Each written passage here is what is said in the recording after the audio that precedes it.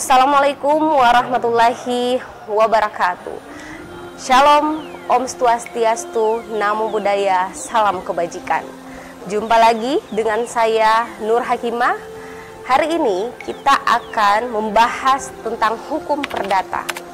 Nah, hukum perdata sendiri merupakan terjemahan dari Burjelik Wetbook atau Kitab Undang-Undang Hukum Perdata oleh Profesor Jojo Diguno, di mana hukum perdata sendiri mengatur tentang hak dan kewajiban seseorang atau hak-hak dan kewajiban individu dalam masyarakat. Jadi, hukum perdata sendiri berarti hukum privat atau mengatur antar orang per orang, mengatur antara individu yang satu dengan individu lainnya.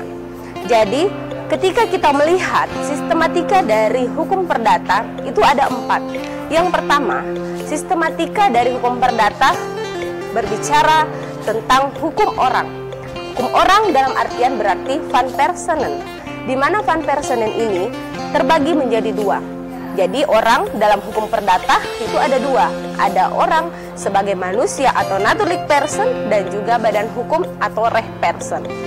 Nah, jadi ketika kita berbicara orang dalam artian manusia, setiap hak dan kewajiban yang mengatur tentang orang dalam suatu masyarakat itu adalah hukum perdata. Begitu juga dengan badan hukum. Badan hukum dalam artian berarti sekumpulan orang-orang yang berada dalam suatu organisasi. Bisa jadi itu adalah PT, CV, koperasi maupun yayasan dan lain sebagainya. Kemudian di buku kedua dalam hukum perdata itu sistematikanya mengatur tentang hukum kebendaan atau Van Zeken, di mana Van Zeken ini berbicara tentang macam-macam benda. Ada benda berwujud, benda tidak berwujud, benda bergerak, tidak bergerak, dan lain sebagainya. Kemudian setelah macam-macam benda, ada juga membahas tentang hak-hak kebendaan. Hak-hak kebendaan dalam artian sesuatu yang bisa dihaki oleh setiap individu. Sesuatu yang bisa dihaki dalam artian seseorang bisa memilikinya. Jadi ketika berbicara objek berarti segala sesuatu yang bermanfaat untuk subjek hukum. Nah, di buku ketiga, Kitab Undang-Undang Hukum Perdata, itu berbicara tentang hukum perikatan atau Van Verbintenissen. Van Verbintenissen berkaitan dengan perjanjian, di mana perjanjian dalam pasal 1313 berbicara bahwasanya hukum perjanjian itu merupakan suatu peristiwa hukum ketika seseorang berjanji dengan orang lain untuk melakukan hal tertentu. Jadi ketika berbicara perjanjian itu berbicara juga tentang perikatan. Nah, jadi ketika berbicara perjanjian, tidak semua orang dikatakan sebagai orang yang cakap hukum yang mampu melakukan perbuatan hukum. Jadi perjanjian ada yang namanya syarat sah perjanjian. Nanti ketika syarat itu terpenuhi, barulah dikatakan syarat dari perjanjian itu sesuai dengan aturan perundang-undangan. Apa syaratnya? Yang pertama, syarat dari perjanjian adalah sepakat. Apa itu sepakat? Berarti ada kesamaan pendapat antara para pihak yang melakukan suatu perjanjian. Nah, sepakat dalam artian berarti harus ada 2 orang atau lebih. Jadi tidak boleh sendiri. Nah, kemudian yang kedua, ada cakap. Ya, cakap dalam artian bahwa yang pertama, dia minimal berusia 21 tahun. Kemudian yang kedua, dia harus tidak berada di bawah pengampuan atau tidak bisa disebut sebagai orang yang kuratel. Dalam artian tidak perlu diwakili oleh walinya untuk melakukan perbuatan hukum. Jadi ketika berbicara seseorang yang cakap hukum, maka ada dalam pasal 1330 yang mengatakan kriteria orang-orang yang dianggap tidak cakap hukum menurut Kitab Undang-Undang Hukum Perdata. Siapa saja? Yang pertama, orang yang berada di bawah pengampuan, orang yang masih anak-anak yang belum berusia 21 tahun. Nah, jadi orang-orang seperti ini harus dibutuhkan wali untuk melakukan perbuatan hukum.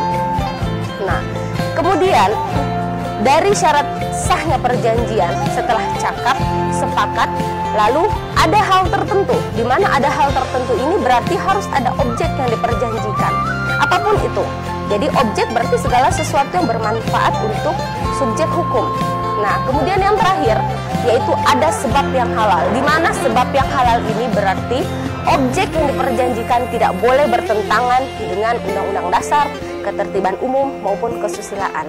Nah, jadi ada 4 syarat sah perjanjian yang diatur dalam pasal 1320 Kitab Undang-Undang Hukum Perdata. Ada cakap, sepakat, ada hal tertentu, dan juga sebab yang halal.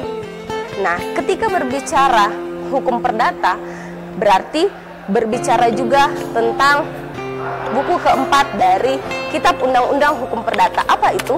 Yaitu Van Bewijk and Vergering, di mana Van Bewijk and Vergering berkata bahwa mengatur tentang pembuktian dan juga daluarsa atau lewat waktu. Nah, di buku keempat Kitab Undang-Undang Hukum Perdata mengatur tentang alat bukti yang dapat digunakan dalam melakukan penyelesaian sengketa hukum perdata. Yang pertama, ada alat bukti saksi. Yang kedua, ada alat bukti sumpah. Yang ketiga, ada alat bukti surat.